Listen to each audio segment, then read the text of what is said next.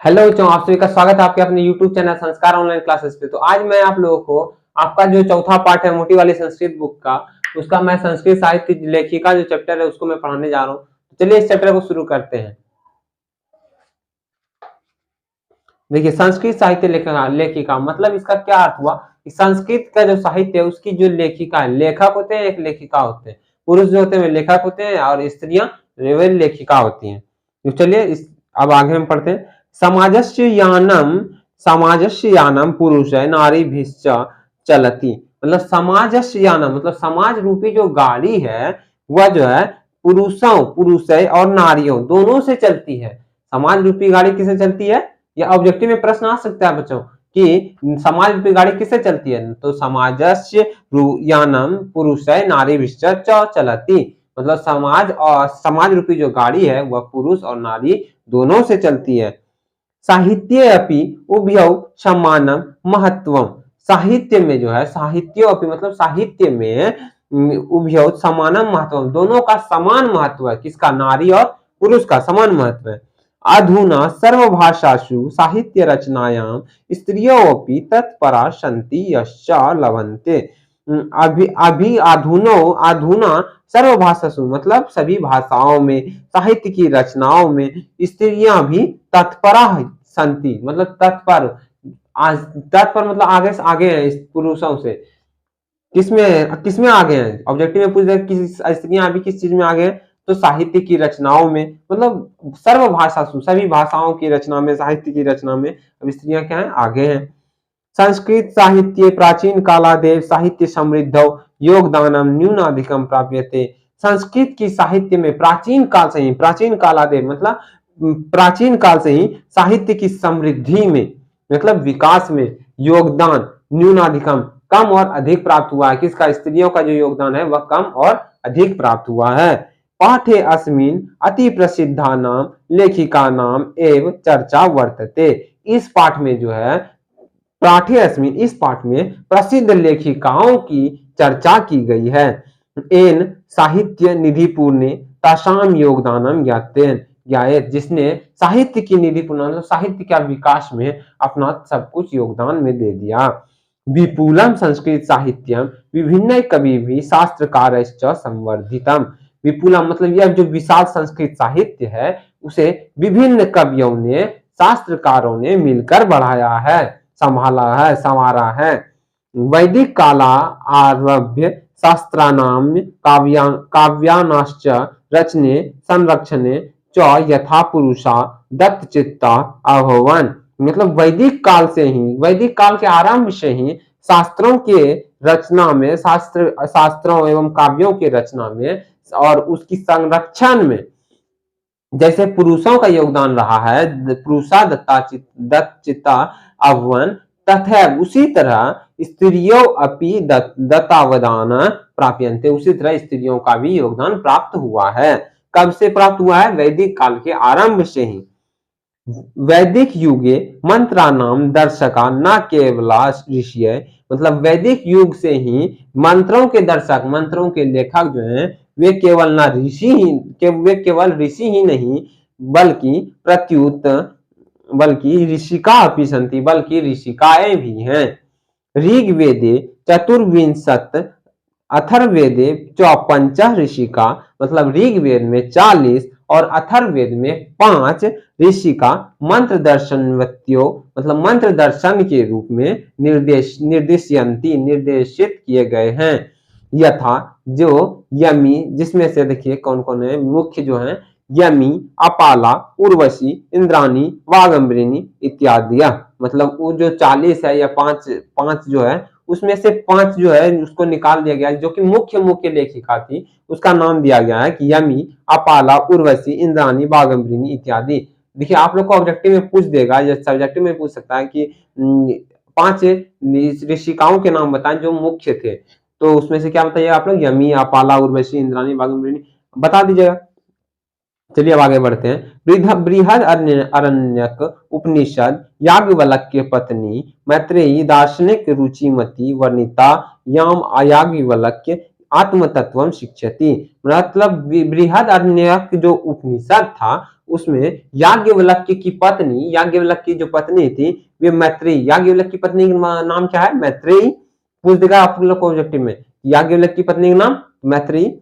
दार्शनिक रुचिमती की वर्णता मतलब दार्शनिक रुचिमती से वर्णित किए गए हैं। याम याज्ञवल्क्य आत्म तत्व शिक्षयन्ति, मतलब जिसे याज्ञवल्क्य ने आत्म तत्व की शिक्षा दी थी। किसका शिक्षा दिया था? आत्म तत्व का। किसको शिक्षा दिया था? अपनी पत्नी मैत्रेयी को। जनकस्य सभायां शास्त्र कुशला गार्गी वाचनकवी तिष्ठति स्म, जनक की सभा में, राजा जो जनक थे उसकी सभा में गार्गी एक कुशल वक्ता थी। गार्गी एक महिला थी जो कुशल वक्ता थी, बोलने में कुशल थी। महाभारत अपि जीवन प्रयत्नम, महाभारत में, इस भारत में जीवन प्रयत्न वेदांत अनुशीलन प्राय सुलभ्या वर्णन लभ्यते। भारत में जीवन प्रयत्न करने में, वेदांत के अनुशीलन में प्राय सुलभ्या वर्णन लभ्यते, प्राय उनका भी वर्णन मिलता है।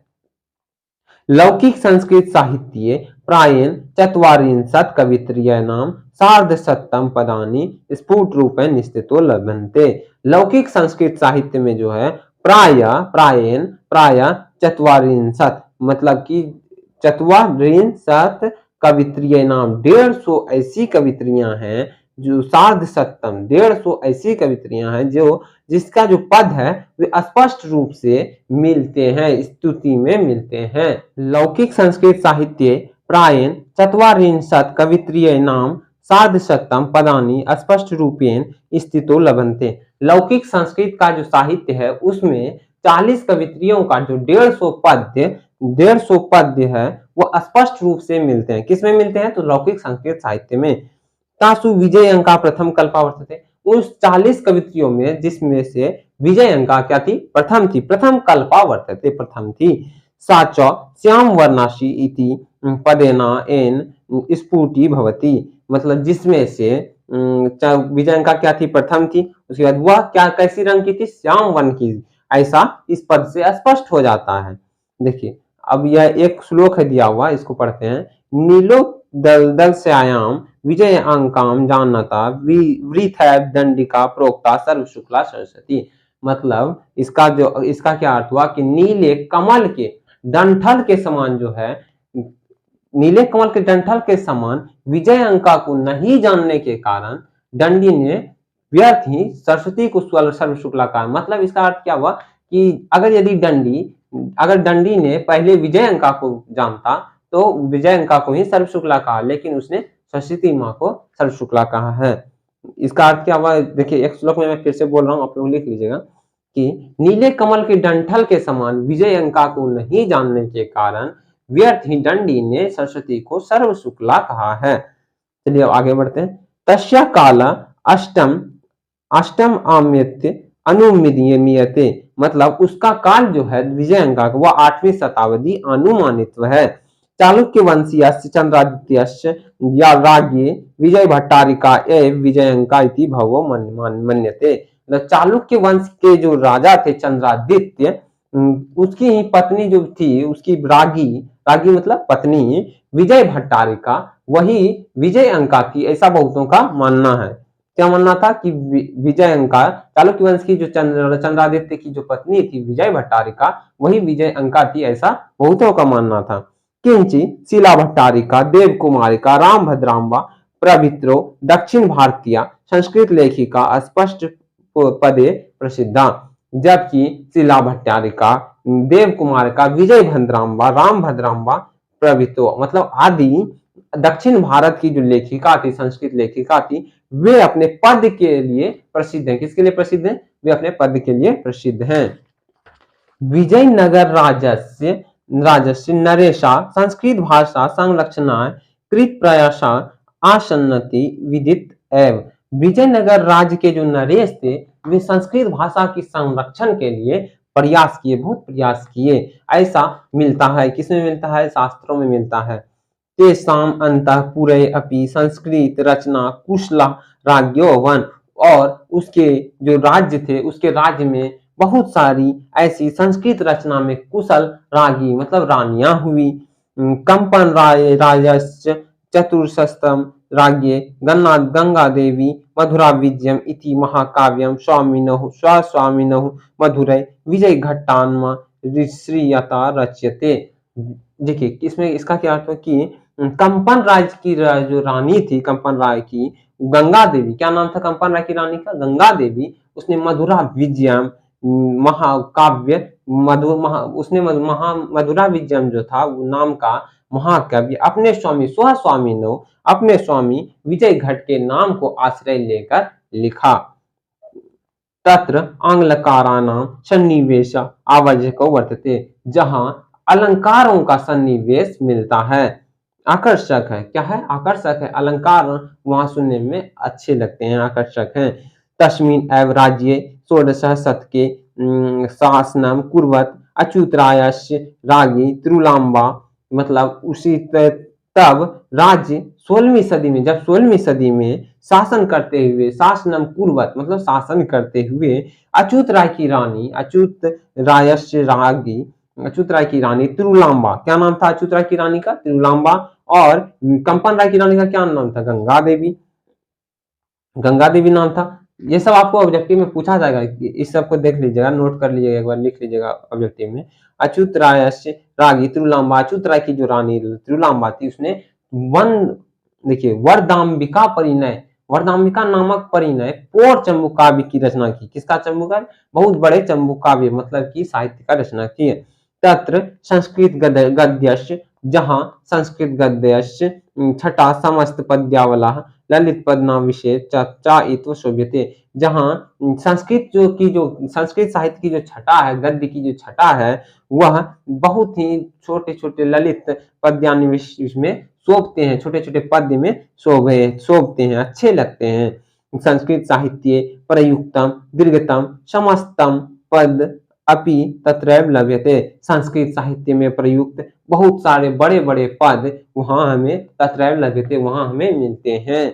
आधुनिक संस्कृत लेखिकासु पंडिता क्षमाराव नामेद्य विदुषी अति प्रसिद्धा। आधुनिक काल में मतलब अभी के समय में संस्कृत लेखिकाओं में पंडिता जो क्षमाराव थी, पंडिता क्षमाराव नाम की जो विदुषी थी, वह अति प्रसिद्ध है। तया स्वपितु, उसने अपने पिता शंकर पांडु रंग पंडितस्य, उस शंकर पांडु के विदित्वा